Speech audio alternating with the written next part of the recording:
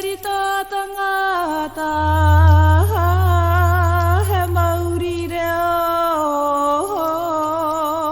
he Māori ora, he Māori ora e.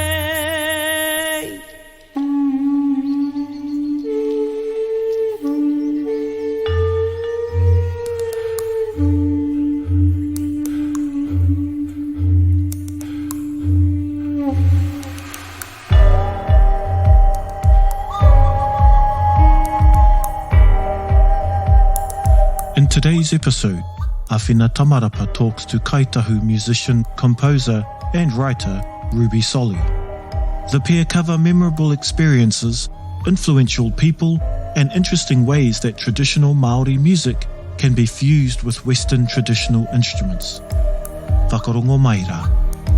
Nau mai kia hau manu e.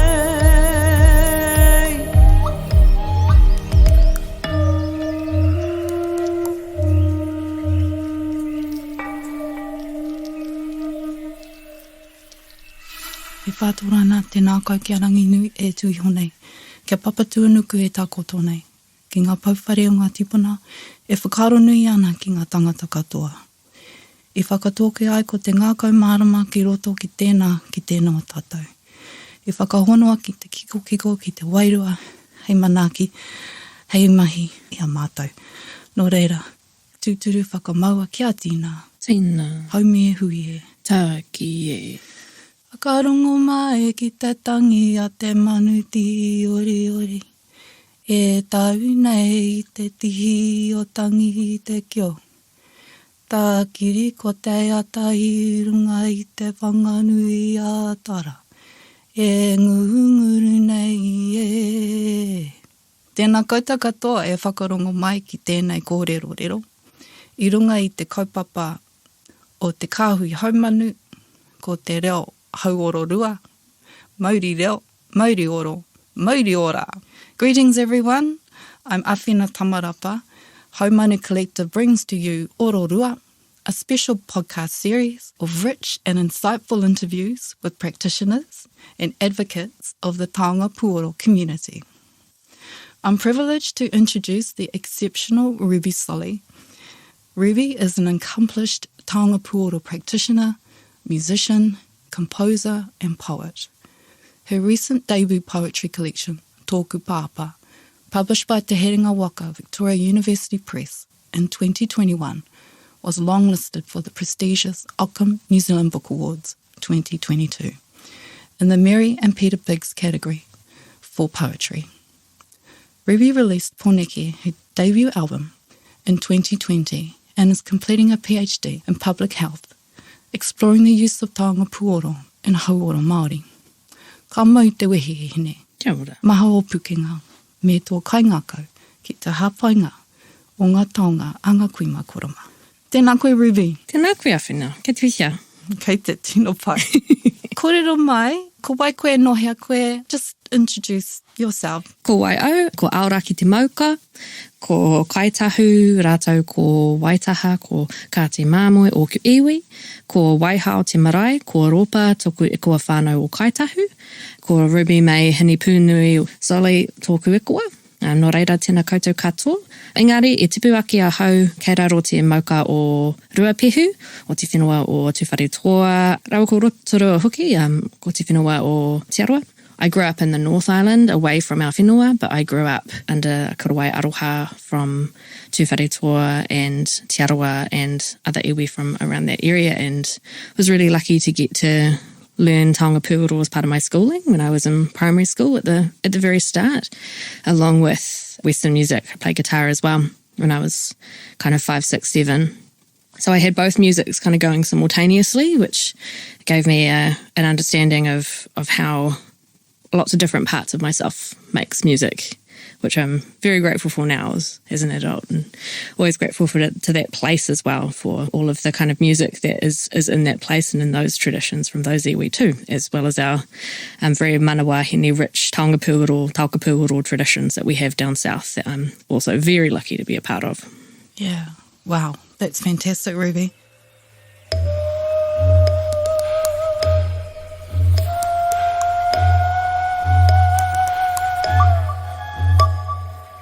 So what instruments do you specialise in? In terms of Taonga Puoro, I first started playing kō'auau when I was kind of 5, 6, 7-ish. I had a teacher called Maria Kapa who used to always bring kind of singing, and she used to play kō'auau in our class. It was a normal part of our classroom activities, and she sent us off to find things to try and make kō'auau ourselves. And I remember trying to carve pumice ones and trying to make clay ones and having clay ones that made some sounds and learning from that. And so I'm always very, very grateful to her. And kō'auau has kind of continued to be probably my main instrument out of Taonga Puoro, but I play a lot of them, kind of what I've had access to from all of the beautiful kind of koha and making experiences I've got to have. And in terms of Western instruments, cello is my main instrument. I started that when I was about 7 and never stopped and went through that at uni as well. But I kind of play, I think like many Māori who work in music, I've got the ability to see what I know from one way of music and translate that to other instruments. So I play a bit of mandolin, a bit of trombone, a bit of piano, a bit of guitar, a bit of whatever's around really. Amazing. So you have interwoven Māori and non-Māori music together into your, I guess, practice? Yeah. I often, when I talk to younger people about it, I often call it like a musical whakapapa, and kind of having those two things. And like whakapapa, you can't be like, okay, I'm going to take out that bit I don't like. Or like, I'm not going to think about these particular ancestors when I'm doing this particular activity. Like it's all in there all the time. And I think that, yeah, especially in the way I think about Western music, I often think about it in the way I think about playing Taonga Puoro, with that wider relationship of that kind of, you know, that ahau tapu, the whakapapa, all those things that connect you to something bigger within the music comes through in both the Western and the Māori music for me. Right. Has that been from a young age? Yeah, I think that was something that I was doing but didn't realise I was doing. And I think being from communities that really value both kinds of music, and there's no kind of hierarchy to say this is the right way and this is the way the natives are doing it. It was just kind of like, these are the ways we do this. And yeah, and even when I was kind of, I say relearning because I didn't have access to Taonga Puoro for a while there when I was kind of late primary school to uni age. And kind of when I was doing that relearning process, like there was never kind of any, this is different to this, or it was just kind of made sense to use kō'auau with someone playing a pop song they liked and follow those lines and try to follow the kind of motive of that song if it was about love, which is what kō'auau was traditionally played for, or if it was about something else, and just kind of, you're almost figuring out the direction of that moral compass of the song and adding it in. Yeah. Wow. Obviously, music's been part of your life from a young age. So when did you decide that this would be the main thing that you pursue in your life? Oh man, this is real funny. I say it as a teenager, but actually it's still the case now. There's book stacks all over my house. I'm a big nerd. That's kind of one of my roles in the Taonga Puoro was to be a big nerd. And I had big book stacks. And I said that whatever stack reached the ceiling first was what I was going to do. And the music stack reached the ceiling first when I was like 15. I was like, okay, I guess I'll go hard at that one. Wow.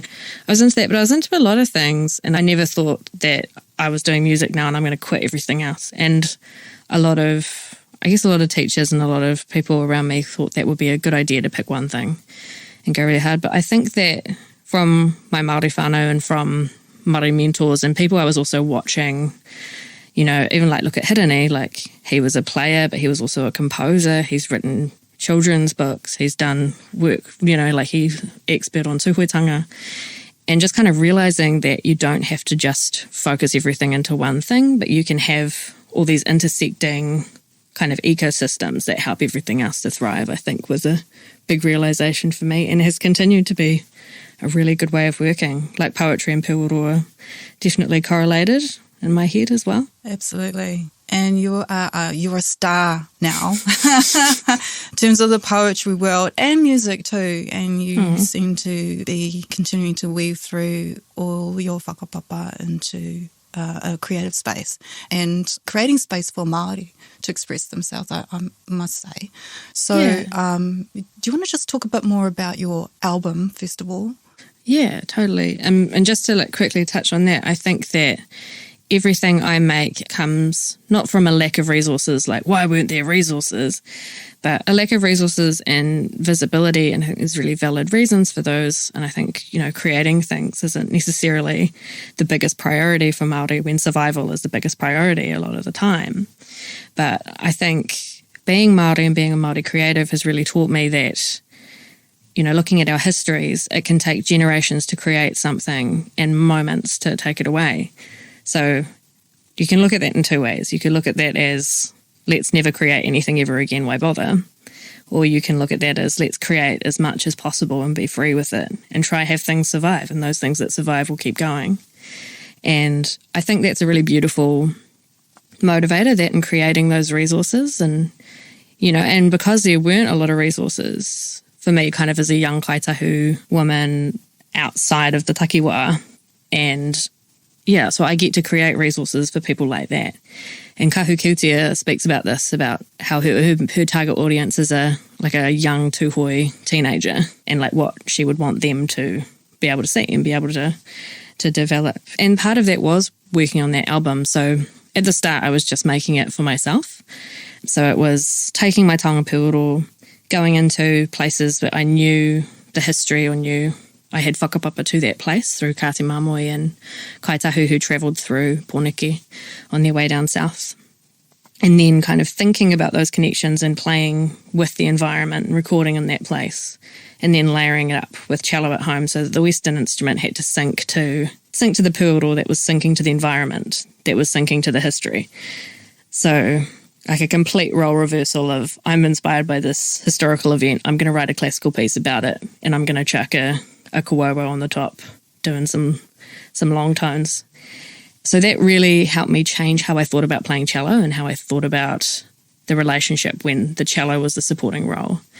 And also it was a really powerful learning experience because I was looking at some of the Pākehā history and looking at some of the Māori history and the personal history and how those events had affected the landscape and how that affects the puoro, because that's what we're playing from. And it was a great process. And then people really liked it, which was this, complete bonus. Yeah.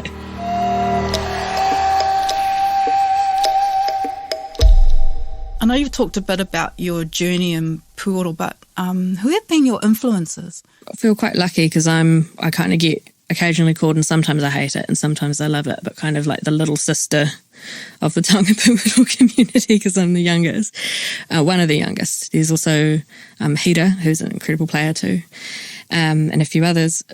But I'm really lucky that everyone has spent time with me, and I think that's kind of like what comes from being in a community, or, if it was an iwi, what will come from being in an iwi hapu marae is that you get access to different whakaaro and contrasting perspectives and contrasting ideas for the future, and you get to kind of see all of that and navigate what you want and what you think your role is.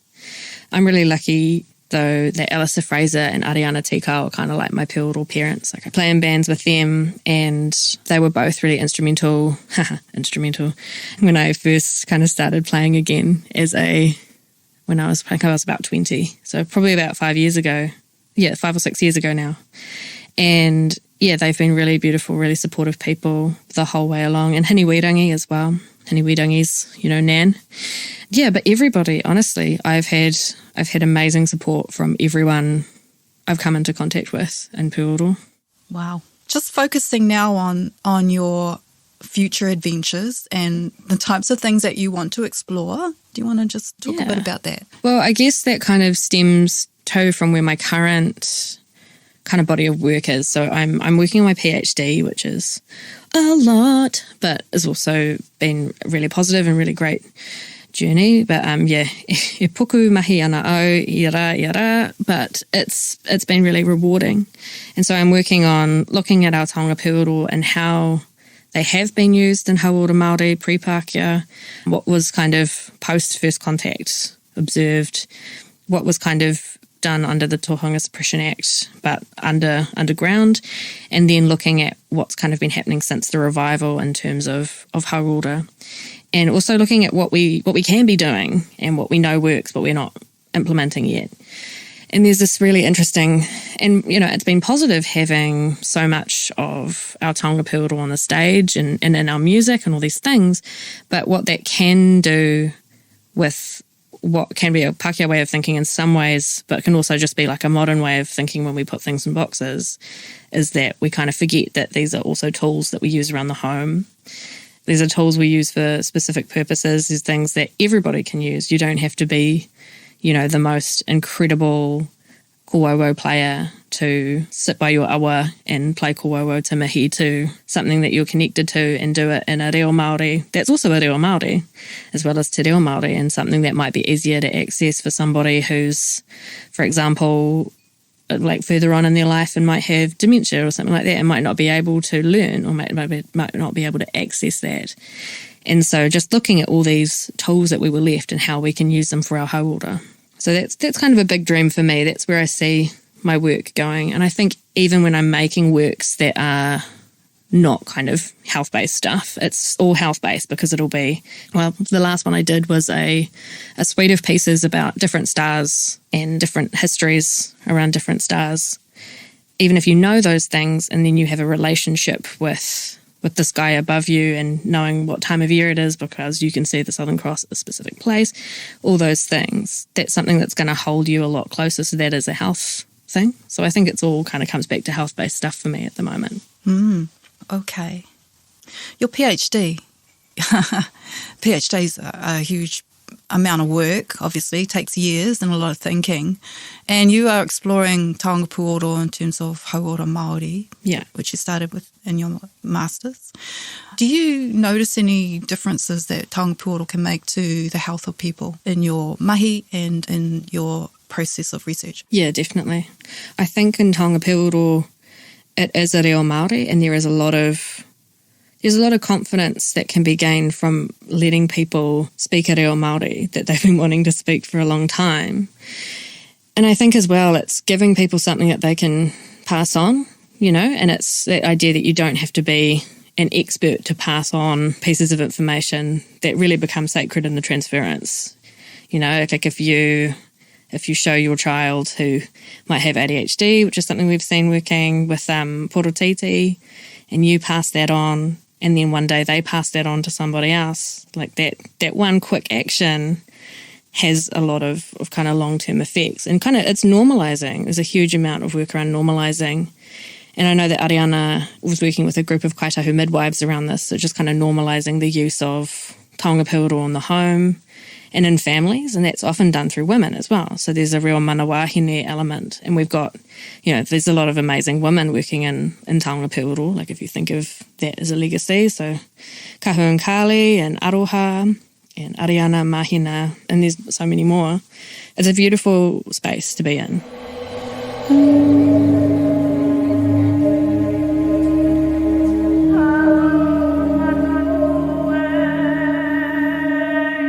What is it that you'd like people to know about in terms of what you're doing and important messages for people who are wanting to engage with Taonga Puoro? Interesting, like the rules of engagement. This is a really interesting question, and it's one I actually think about all the time because I have, across the years, had a lot of people come to me asking about Taonga Puoro, and I used to be very kind of, here's everything I know, this is how it is. From my perspective, this is everything I have. And I'm a little bit more, not guarded, but I kind of want to know you before you know what's probably the most special thing I have in my life to hold at this point in time. So I think there's a real benefit to knowing who you are and why you want to engage before engaging, especially for non-Māori. For Māori, I think knowing that your tipuna were innovators, your tipuna used music as a language, your tipuna used music casually in the home. There was no embarrassment, there was no, it's not kind of a getting up on the stage and doing a talent quest thing. It's a this is an everyday thing. But I think when I've had experiences with Pākehā coming to me and it's been kind of slightly off, but I think it's not because they shouldn't be there. I think it's because there's work that needs to happen before you're there of knowing who you are and what you have to offer as well. I mean, because this is what we're offering you. There's kind of, I've had some experiences with people who play other instruments. Like I've had a harpist come to me and be like, I really want to work with Taonga Puoro. And then we ended up working together with kind of harp and puoro and they'll do some pieces and I've learned more about what they can do and everybody gets a broader understanding. And in a way, that's the building of whakapapa, right? Like we talk about whakapapa in a family tree way, but it's almost like building a consciousness of neurons connecting. And that's that neuron connecting with that part and then everything gets closer. So I think in terms of engaging, that's a really good thing to think about is kind of what you have and why and who you are and what you're looking at moving towards. Exactly. And also the tikanga around that sort of engagement, isn't there? There needs to be an awareness and an understanding of reciprocation, respect. Yeah, you need to sit with a quiet empathy, I think, because, there's nothing worse than someone coming up to you and being like, well, racism, right? It's never going to be a fun chat. And you're like, yes, I can tell this is going to be a conversation with zero nuance.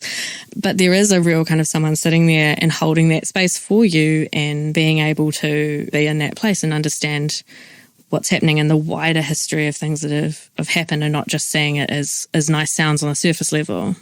And having that deeper empathy gives you a bigger understanding of not just Taonga Puoro, but of Te Ao Māori and of the country you live in. Yeah, it makes a lot of sense to engage in that way. For sure.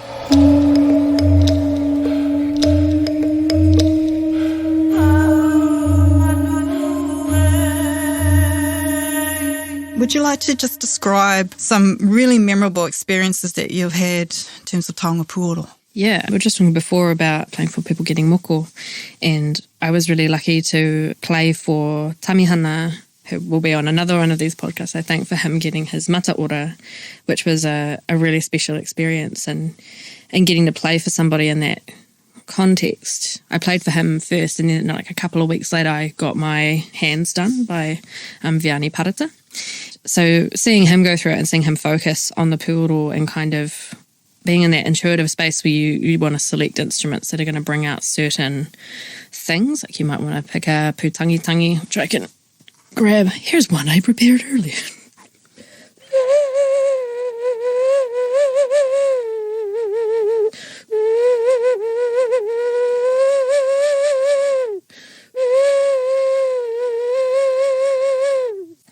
Which kind of brings out that, the crying nani, that tangi. But then there's also things like it's really helpful when you are in pain. It's a painful experience to kind of bring out that straight, it's almost like a straight line where you can focus right through something, which is more like done on maybe ko'owo.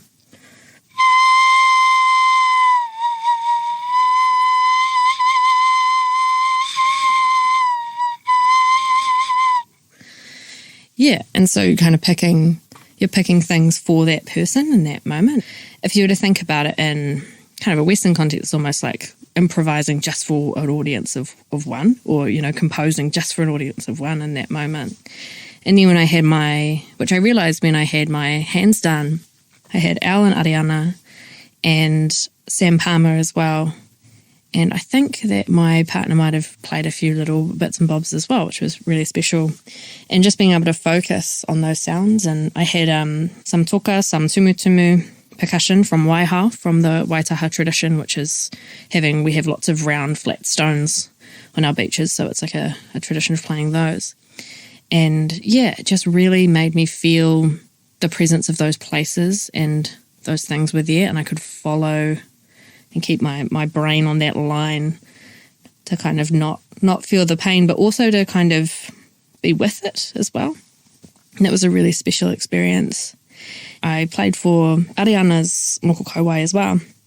I remember walking in, it was the first time I'd met Mahina Kingikawi, who's an incredible practitioner as well. And I hadn't actually met her yet, but I just walked in and she just kind of looked at me. And I went and stood by her and played. And we just played together for Ariana's kauai for, that time before we'd even spoke. Our first conversation was in Puoro. And I often think about that, and I feel like I knew her really well after that conversation, and being able to kind of focus on somebody else's need. And I think playing in Te Ao Māori really makes me think a lot about audience and about audience size, because, you're playing in a way you're playing with an audience, because you're reacting to what they're doing. And this idea that everything they do is oral.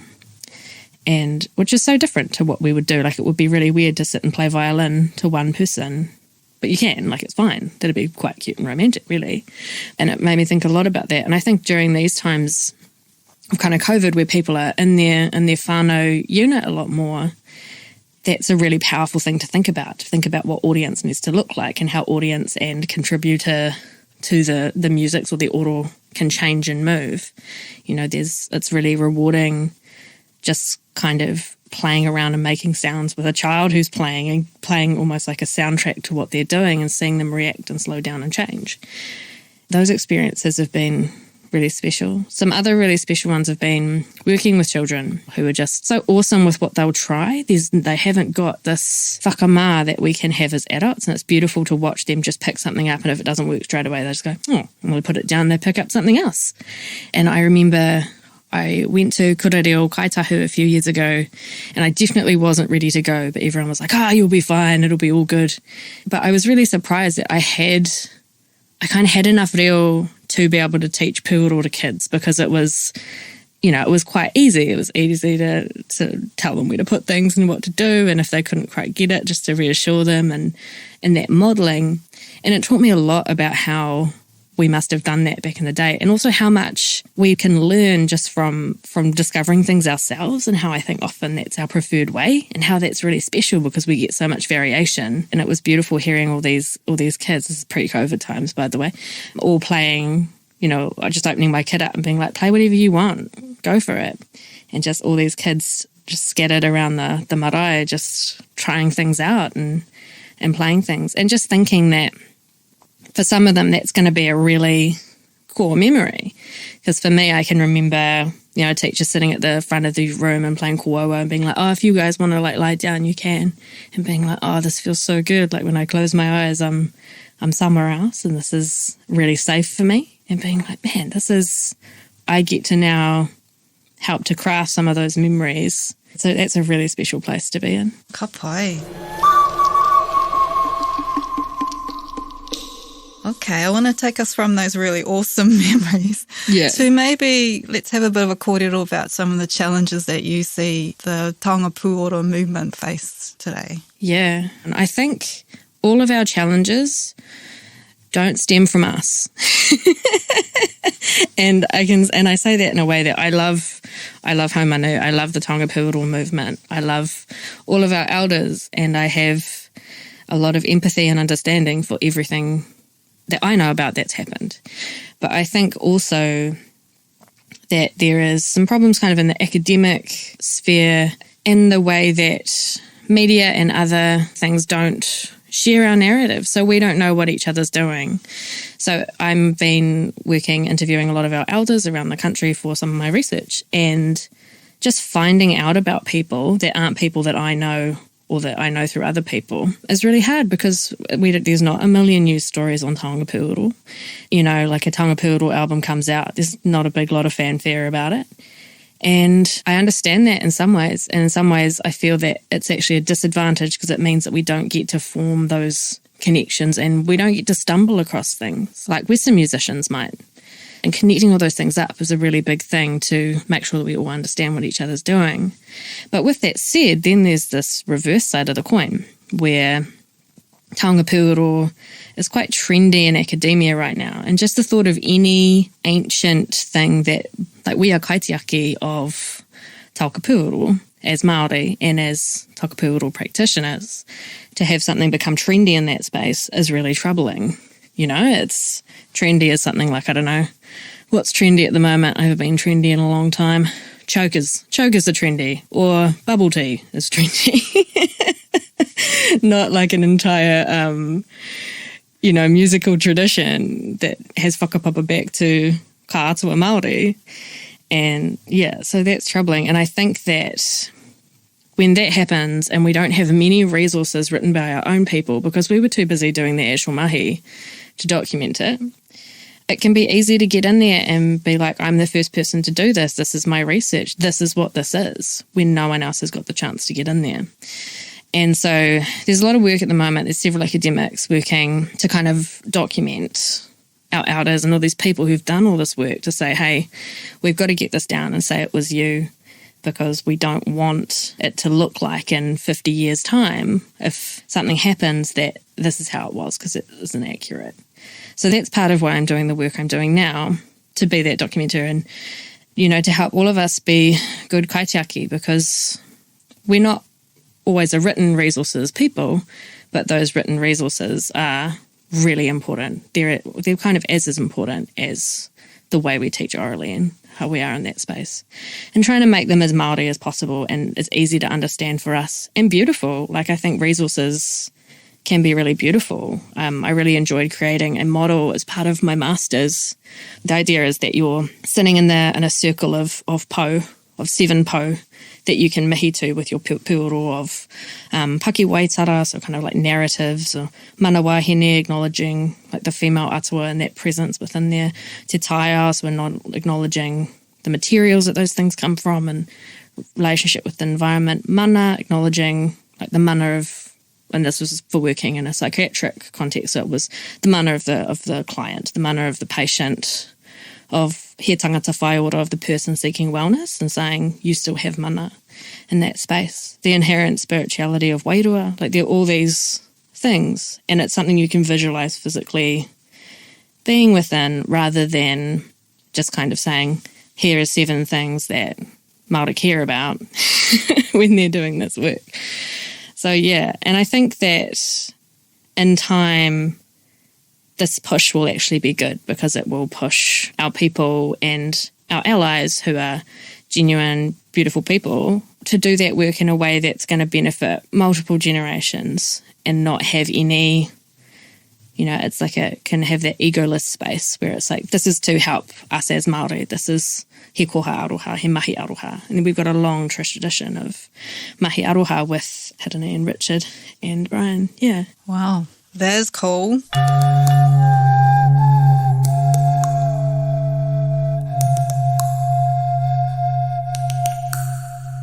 As you were talking and describing all of those po, it made me think about cultural pedagogy. In a way, to me, what you're describing is a whare Taonga Puoro or a whare hauora, with those po being a type of teaching pedagogy that is Indigenous. That would be almost akin to something that, Matua jury, with the whare tapawha. Completely, yeah. In terms of healing. Yeah, and that's what's so beautiful about how we do things, is that they're both somehow very focused, but also very, very broad. Like, you could look at te whare tapawha and your relationship with Taonga Puoro and put them on top of each other and understand how, taking your puoro and going for a haere up into the bush, up into a significant place is taha tinana, is taha wairua. Yeah, it's all the different taha can be covered within that activity. It's proof that our technology is real and it works, and it is a technology, a Māori technology. I should give some last advice for Taonga Puoro players. I think try and spend time with other Taonga Puoro players. And spending time in real life is the best thing to do if you can. We're in this interesting kind of Zoom age, and obviously always stay safe. But there's something you get just from sitting and being with other people and sharing that space, that physical space, is a really important thing. And also you'll get to watch and see how other people play and what they're doing, and how that becomes you, and you kind of become a group of people who all share these things. And I think that's really important. And that's what our tipuna would have done as well. I don't think it would have been the one lone Puoro ranger, just that would be a cool comic book series, and I'd totally read it. But, I think that having those groups, having those conversations, having those, doing that mahi Puoro together is really, really, really important. And I think as well, this seems to be pretty dispelled by this point in time, but I think it always bears saying that wahine were Taonga Puoro players, wahine are Taonga Puoro players, Takatapui were Taonga Puoro players, are Taonga Puoro players, and that nothing around that needs to stop you. There are some tikanga of certain places where certain people don't play certain things at certain times or things like that. Talk to your community about that in your iwi, but as a general rule, it's a safe practice for you to do, and it comes from, from wahine, takatapui, from the home into the whānau, into te ao. That's more than enough reason. Ka pai, ka mai te wihi e hine, e te tua hine, a hine rau ka tauri ngā mihi nui, ngā mihi aroha ki a koe tēnei wā. Thanks for having me. It was lovely. Amazing. Ka mihi nui mō tātawa kōrero e tēnei rā. He rau e te kōrero, he atāhua te kōrero o te kaupapa o hine rau ka tauri. Ai rā, ai rā.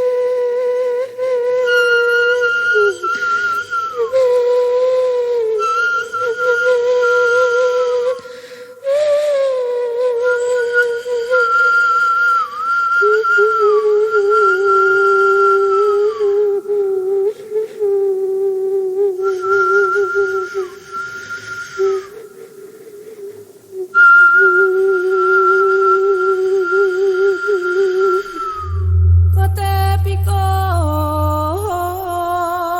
te mau